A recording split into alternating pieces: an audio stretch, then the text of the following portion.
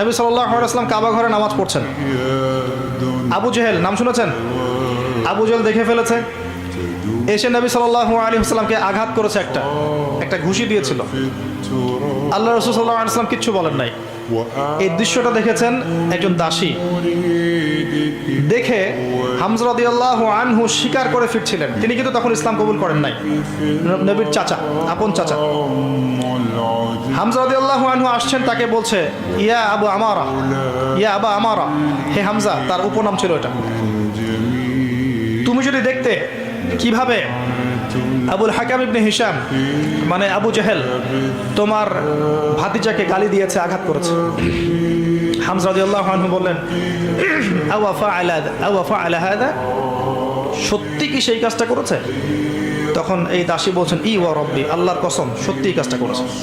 তখন তিনি ঘোড়া ছুটিয়ে কাবা ঘরে গেলেন, গিয়ে দেখলেন আবু জেহেল দাঁড়িয়ে আছে সবার সামনে, কাবা ঘরে সবার সামনে আবু জেহেলের কলার ধরে তাকে প্রচণ্ড জোরে একটা ঘুষি দিয়ে বললেন যে আতাশতুমুনি ওয়া আনা আলা দীনিহি, তুমি কি আমাকে আঘাত করবে? আমি নিজে তার দিনের উপরে আছি। আকুলু মা ইয়াকুল, ও যা বলে, আমার ভাতিজা যা বলে আমিও তাই বলি। রুদ্দাহা ইন ইসতাতা'তা, তোমার যদি ক্ষমতা থাকে এই ঘুষি ফিরিয়ে দিয়ে দেখাও। কে বলেন এই কথা? হামজা রাদিয়াল্লাহু আনহু। এবং ওখানে সাক্ষ্য দিচ্ছেন যে আনা আলা দীনিহি ওয়া শাহিদতু আল্লা ইলাহা ইল্লাল্লাহ ওয়া আন্না মুহাম্মাদান রাসূলুল্লাহ। তোমার যা ইচ্ছা এখন করো। কারো বুকের কলিজা ছিল না, ওখানে হামজা রাদিয়াল্লাহু আনহুকে একটা আঘাত করে দেখায়।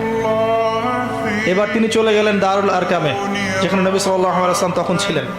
সেখানে গিয়ে বলছেন ইয়া ইবনে আখি, হে আমার ভাতিজা, কুনতু আনসুরুকা লিল হামিয়া, আমি এর আগ পর্যন্ত তোমাকে আত্মীয়তার সম্পর্কের কারণে সাহায্য করেছি। আলান, আজকে থেকে আনসুরুকা লিল ইসলাম, আমি তোমাকে ইসলামের জন্য সাহায্য করব। ওয়া আশহাদু আল্লা ইলাহা ইল্লাল্লাহ ওয়া আন্নাকা রাসূলুল্লাহ। এরপরে ইসলাম শক্তিশালী হচ্ছে। এই দৃশ্যটা দেখেছে ওমর রাদিয়াল্লাহু আনহু।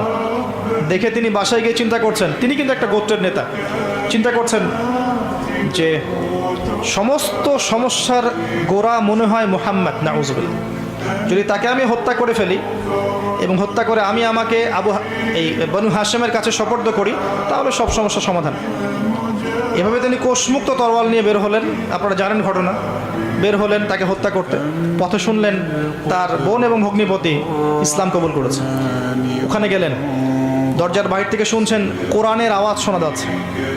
কোন সূরা? তাহা, মা আনজালনা আলাইকাল কিতাবা লিতাশকা, মা আনজালনা আলাইকাল কুরআনা লিতাশকা ইল্লা তাযকিরাতান লিমান ইয়াখশা তানজিলাম মিম্মান খালাকাল আরদা ওয়াস সামাওয়াতিল উলা আর রহমান আলাল আরশ ইস্তাওয়া। এই সূরাটা পড়তে লাগলেন। একটা পর্যায়ে তার চোখ দিয়ে দরদর করে পানি পড়তে লাগলো। তিনি শিক্ষিত যুবক ছিলেন। আরবে তখন খুব কম যুবক পড়াশোনা করতে জানতো, হয়তো 12 জন বা 14 জন, তার মধ্যে উনি একজন ছিলেন। তিনি বুঝতে পারলেন যে এটা আল্লাহর কালাম, এটা মানুষের লিখিত কোনো কাব্য নয়। তিনি তখন তার বোনকে বলছেন ইয়ামবাগি লিমান ইয়াকুলু হাদা, যে সত্তা এভাবে কথা বলতে পারে, আল্লা ইউবাদা মাআহু গায়রা, এটা শোভা পাবে না যে তার সাথে অন্য কারো ইবাদত করা হোক। খুজুনি ইলা রাসূলিল্লাহি ওয়া আসহাবিহি, আমাকে আল্লাহ রাসূল এবং তার সাহাবীদের কাছে নিয়ে চলো। আযহাবু ইলাইহি ওয়া আসলিমু, আমি সেখানে যাব এবং ইসলাম কবুল করব। তাকে নিয়ে যাওয়া হলো। হামজা রাদিয়াল্লাহু আনহু দেখলেন কোষমুক্ত তরোয়াল নিয়ে তিনি বাইরে, তাকে ভিতরে ঢুকালেন। ঢুকিয়ে বললেন যে আলা তানতাহি হাত্তা ইউনজিলাল্লাহু বিকা কারিয়া, তুমি কি ততদিন পর্যন্ত শান্ত হবে না যতক্ষণ আল্লাহ পাক তোমার উপরে কোনো শাস্তি নাজিল না করছেন? রাসূল সাল্লাল্লাহু আলাইহি ওয়াসাল্লাম তাকে ছাড়তে বললেন। তিনি আসলেন। আমাদের নবীজি কিন্তু আগেই দোয়া করেছিলেন, আল্লাহ দুইজন ব্যক্তির মধ্যে একজনকে আল্লাহ তুমি হেদায়েত দাও, দিয়ে ইসলামকে শক্তিশালী করো, হয় আবু জেহেল, আবুল হাকাম ইবনে হিশাম, অথবা ওমর ইবনুল খাত্তাব। ওমর রাদিয়াল্লাহু আনহু স্বচ্ছ সাদা মনের মানুষ ছিলেন, পবিত্র মনের মানুষ, ফ্রেশ। সত্য হলো সত্য, মিথ্যা হলো মিথ্যা, কোনো টালবাহানা নাই। আল্লাহ পাক তাকে কবুল করলেন। তিনি নবী সাল্লাল্লাহু আলাইহি ওয়াসাল্লামের সামনে দাঁড়িয়ে বললেন ইয়া রাসূলুল্লাহ, হে আল্লাহর রাসূল সাল্লাল্লাহু আলাইহি ওয়াসাল্লাম, জিতুকা উমিনু বিল্লাহি ওয়া রাসূলিহি, আমি আল্লাহ এবং তার রাসূলের প্রতি ঈমানদার হয়ে এখানে এসেছি। ওয়া বিমা জি'তা বিহি মিন ইনদিল্লাহ, এবং আপনি আল্লাহর পক্ষ থেকে যা নিয়ে এসেছেন তার প্রতি ঈমানদার হয়ে এখানে এসেছি। আশহাদু আল্লা ইলাহা ইল্লাল্লাহ ওয়া আন্নাকা রাসূলুল্লাহ, আমি সাক্ষ্য দিচ্ছি আল্লাহ ছাড়া কোনো মাবুদ নেই এবং আপনি আল্লাহর রাসূল। এরপরে তিনি এক একজন মক্কার বড় বড় কাফেরের বাসায় গিয়ে নক করতে লাগলেন, তোমরা কি জেনেছো আল আলিম চান্নি কদ আসলাম, তুমি কি জেনেছো আমি ইসলাম কবুল করেছি?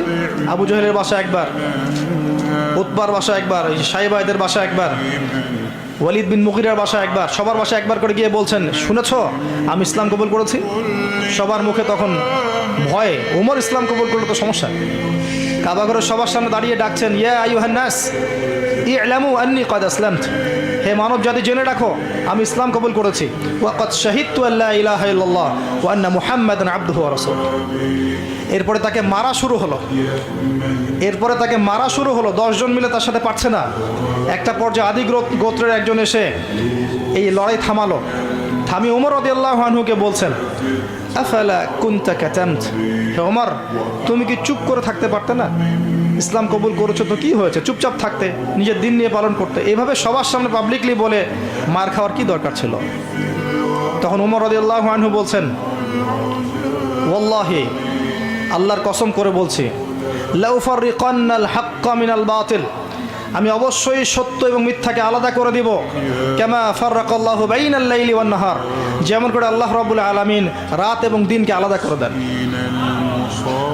এরপর থেকে তার নাম হয়েছে ওমর আল ফারুক, পার্থক্যকারী।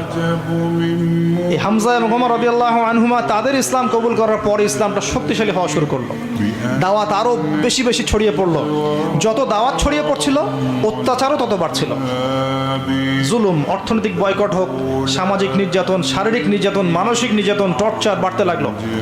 বাড়তে বাড়তে এমন একটা পর্যায়ে চলে গেল যে দুর্বল সাহাবীদেরকে তারা অত্যাচার করা শুরু করলো।